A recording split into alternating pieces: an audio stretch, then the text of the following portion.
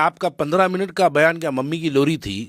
मेरे इस सवाल का जवाब दो। फिर हैदराबाद में 154 उलमाओं को लेके जाके केसीआर कने क्यों बिठाते आप? जो आपके साथ ठहरा उन्हें उलमाए हक, जो आपके साथ नहीं ठहरा उन्हें खारिज इस्लाम। तैयार रहिए, अब ये महाराष्ट्र हारे, यही नाइंसाफियां आपके बिहार में आपको हराएंगे।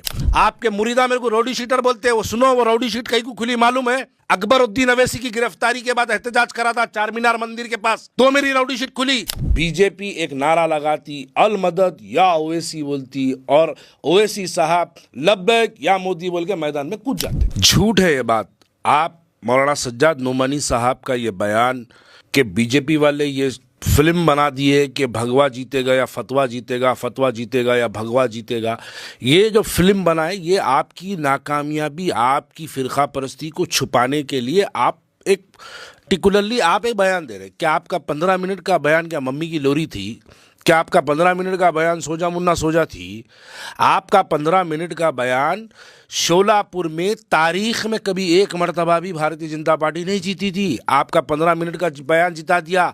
असदुद्दीन अवैसी साहब और मेरे फॉलोअर्स, अगर ये वीडियो को जो सुन रहे हैं, याद रखो, आपके 15 मिनट का बयान शोलापुर में हैदराबाद का गोशा महल का राजा सिंह एमएलए वहाँ पर शोलापुर को आने पे मजबूर कर दिए। आप 15 मिनट करके यूं यूं यूं यूं करके ओ करके चले गए छिचोरे कामा। उसके बाद आपको अंदाजा है क्या हुआ? आप तो जेड सिक्योरिटी में आके निकल गए, मार खाया मुसलमान। आप तो जेड सिक्योरिटी में आके 15 मिनट की तकरीर करके चले गए।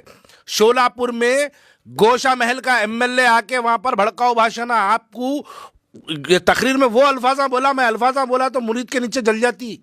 वो अल्फाजा बोल के गया, नहीं देते। सज्जाद नोमानी साहब खाली एक कैंडिडेट की आपके तायीद नहीं करे तो घरों से निकलना बंद करा दूंगा। लिफाफे पे जीने वाले उलमा, आओ लड़ो, दामाद को लड़ाओ, ये सब बातें कौन करे? आप करे। 15 मिनट का क्या हुआ? आप उसके बारे में क्यों नहीं बोलते? आपके 15 मिनट फरका परस्ती नहीं फैलाई। आपका 15 मिनट का बयान हिंदू भाइयों के दिलों में से भाजपा की कमजोरी को नहीं निकाला। आपका 15 मिनट का बयान क्या ये बात पे मजबूर नहीं कर दिया कि हिंदू भाई जो नहीं चाहता था भारतीय जनता पार्टी को वोट डाले, उसको भी वोट डलवा दिया? आपका 15 मिनट का बयान। आप ये बात को रियलाइज क्यों नहीं करते? आपकी फैलाने वाली फिरका परस्ती इतनी फैला देते, उसके बाद जब लोग समझने का वक्त आता, लोगों का माइंड डाइवर्ट करके लेके जाके सज्जाद नोमानी साहब के ऊपर इल्जाम डाल दिए। ये हमेशा का है।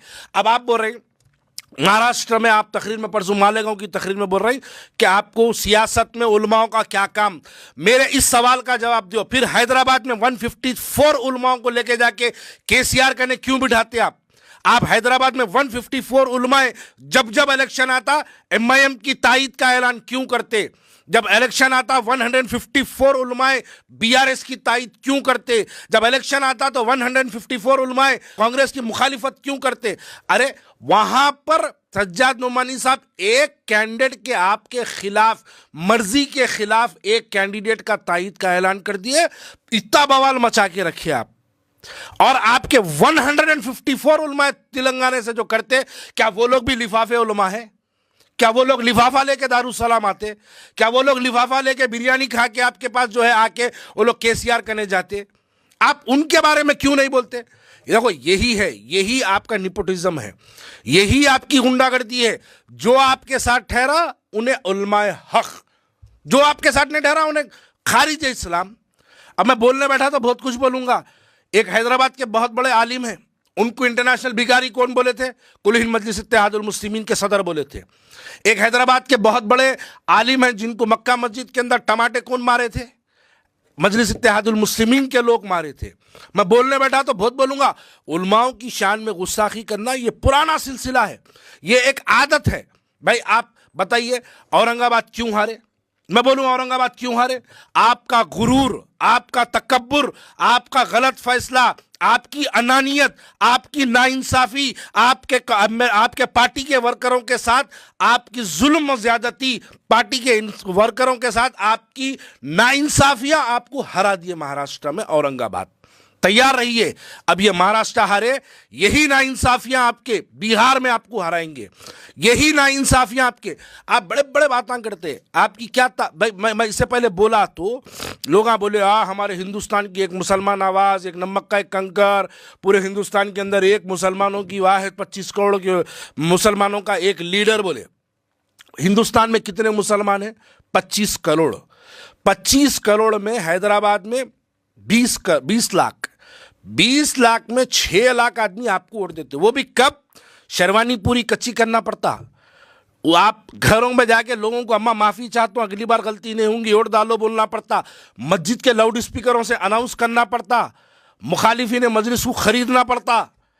फिर मुखालिफिन मजलिस इलेक्शन के दिन आके आपकी तायद का ऐलान करते, तब जाके आपको 6 लाख वोट मिलते खाली, और आप 25 करोड़ लोगों की नुमाइंदगी की बात करते। अरे मौलाना सज्जाद नोमानी साहब की जो हिंदुस्तान के अंदर उनकी एक मानने वालों की जो तादाद है वो 1 करोड़ से ज़्यादा है। असदुद्दीन अवैसी साहब, उसके आप 2% नहीं है, आपके पास 2% नहीं है। वैसे लोग आपको गिरफ्तार करें तो 2 लोग रोड पे नहीं उतरते। हम भी देखे हैदराबाद के अंदर बारकस में जब हमला हुआ, शहर में कोई गड़बड़ करने वाला नहीं था। अब मैं बोलने बैठा तो बहुत वाक़या सुना देता हूँ, मैं बोलने बैठा तो बहुत कुछ सुना देता हूँ। चार मीनार का ने जब आपके 5 MLA को गिरफ्तार करे, शहर के अंदर कोई एक गाड़ी रोक के एहतजाज करने वाला नहीं था।